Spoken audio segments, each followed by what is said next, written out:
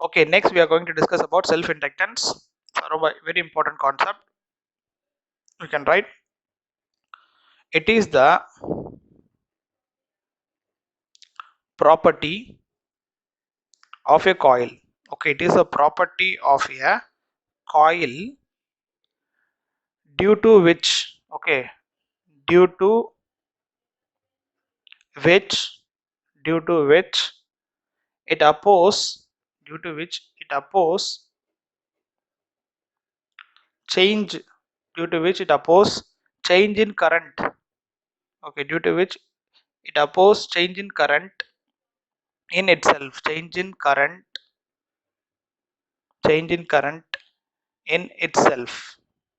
அதாவது ஒரு காயில்ல ஃப்ளோ ஆகக்கூடிய கரண்ட்டை அந்த காயிலே வந்து அப்போஸ் பண்றதை தான் நம்ம என்னன்னு சொல்லணும், செல்ஃப் இண்டக்டன்ஸ் அப்படின்னு சொல்லுவோம். The coil itself will oppose the flow of current in the coil without any external aid. வேற நம்மலாம் இந்த கரண்ட்டை கம்மி பண்ணணும்னு தேவையே கிடையாது. அந்த காயிலே என்ன பண்ணணும்னா கரண்ட்டை வந்து கம்மி பண்ணும், ஃப்ளோ ஆஃப் கரண்ட். அதுதான் நம்ம என்னன்னு சொல்றோம் அப்படின்னா செல்ஃப் இண்டக்டன்ஸ் அப்படின்னு சொல்றோம். எக்ஸாம்பிளுக்கு ஸோ எப்படி வந்து கரண்ட் வந்து ப்ரொடியூஸ் ஆகும். ஃபர்ஸ்ட் வந்து we know current is directly proportional to the magnetic field, and the magnetic field is directly proportional to the rate of change of flux. Correct. So appo we can write, we know that current is directly proportional to magnetic field, and magnetic field is directly proportional to flux, or flux is directly proportional to magnetic field. அப்ப நம்ம என்ன எழுதலாம், current and the flux are directly proportional. Okay, so I is directly proportional to phi, the phi is directly proportional to I. So அப்ப இதுல இருந்து நம்ம எழுதும்போது என்ன வரும்னா phi would be equal to L into I அப்படின்னு வரும். Correct. Where L தான் நம்ம என்ன சொல்றோம் அப்படின்னா செல்ஃப் இண்டக்டன்ஸ் அப்படின்னு சொல்லுவோம். செல்ஃப் இண்டக்டன்ஸ்னா அதான் அப்போசிங் எஃபெக்ட் தான் நம்ம என்னன்னு சொல்றோம் செல்ஃப் இண்டக்டன்ஸ். அதாவது காயிலே அதோட கரண்ட் அப்போஸ் பண்றது செல்ஃப் இண்டக்டன்ஸ் அப்படின்னு சொல்லுவோம். So phi would be L into I. இப்போ இதே நான் டிஃபரன்ஷியேட் பண்ண அப்படின்னா இந்த ஈக்குவேஷனை டிஃபரன்ஷியேட் பண்ணா what would be the EMF? So we can say d phi by dt. The d phi by dt differentiate பண்ணா L into di by dt. So this is what we call as a EMF induced in the coil. So L into di by dt அப்படின்றத நம்ம சொல்றோம். Okay, so இப்போ இதுக்கு வந்து ஒரு example பார்க்கலாம், how current itself opposing the effect. Okay, so T five by DT அப்படின்றது வந்து என்னன்னா இதுதான் வந்து இஎம்எஃப். அதாவது இது வந்து ஆக்சுவலா ஃப்ளோ ஆகக்கூடிய கரண்ட், இது வந்து இன்டியூஸ்ட் இஎம்எஃப். இந்த இன்டியூஸ்ட் இஎம்எஃப் என்ன பண்ணும் அப்படின்னா ஆக்சுவல் ஃப்ளோ ஆஃப் கரண்ட்டை வந்து அப்போஸ் பண்ணும். That is a idea. இப்போ நான் ஒரு எக்ஸாம்பிள் சொல்றேன். சே we have a circuit like this. ஒரு சர்க்யூட் இருக்கு.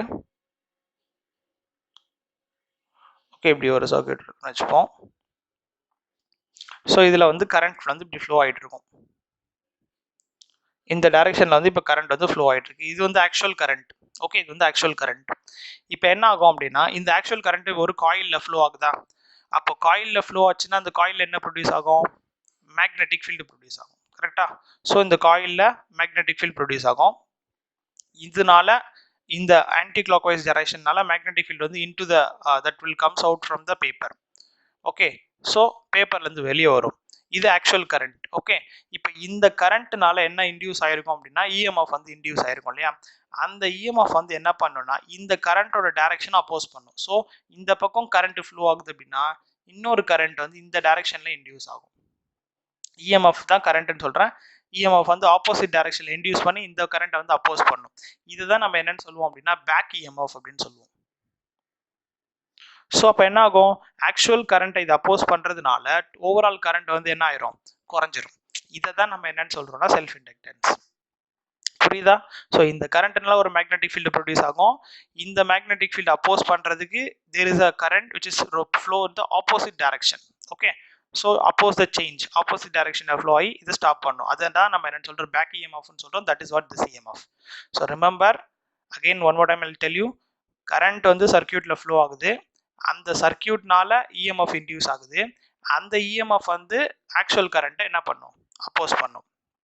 ஓகே, ஸோ அதான் EMF opposes the actual current. ஆக்சுவலா இஎம்எஃப் வந்து அப்போஸ் பண்ணாது, இஎம்எஃப்னால ப்ரொடியூஸ் ஆகக்கூடிய கரண்ட் அப்போஸ் பண்ணும். EMF opposes the actual current. that is called self inductance. இந்த self inductance எப்படி represent பண்ணுவோம்னா we can represent it by L. Okay, so இப்போ நம்ம என்ன பண்ணுவோம் அப்படின்னா we can draw a graph between the normal wire and the self inductance thing. For example, இது ஒரு சர்க்யூட்டா, I'm going to draw the one more circuit nearby to it.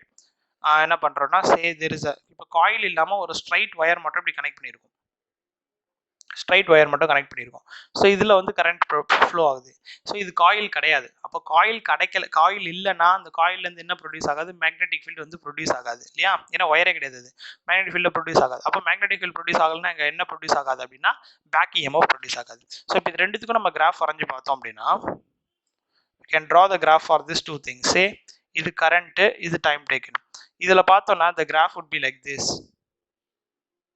Okay, இப்போ பார்த்தோன்னா within a short span of டைம்லேயே வந்து it is achieving the maximum current. அதாவது கொஞ்சம் இந்த டியூரேஷன்லேயே இது என்ன பண்ணுச்சு, மேக்ஸிமம் கரண்ட் அச்சீவ் பண்ணி and then it is constant. So இதுக்கு நம்ம ஒரு கிராஃப் வரைஞ்சி பார்த்தோம் அப்படின்னா இது ஐ, இது வந்து டி. இதுக்கு நம்ம கிராஃப் வரைஞ்சி பார்த்தோம்னா என்னன்னா it would be like this, the curve would be like this. ஏன் கர்வ் வந்து இவ்வளோ, why the curve is taking this much time to achieve the maximum அப்படின்னு பார்த்தோம்னா இந்த கரண்ட் ஃப்ளோ ஆக என்ன ஆகுது, அதுக்கு ஆப்போசிட்டாக ஒரு பேக் இஎம்எஃப் ப்ரொடியூஸ் ஆகுது. இந்த பேக் இஎம்எஃப் என்ன பண்ணுதுன்னா கரண்ட் க்ரோத்தை வந்து ப்ரிவென்ட் பண்ணுது. ஸோ அதனால தான் இந்த கர்வ் பார்த்தோன்னா it will take so much of time to attain the saturation level.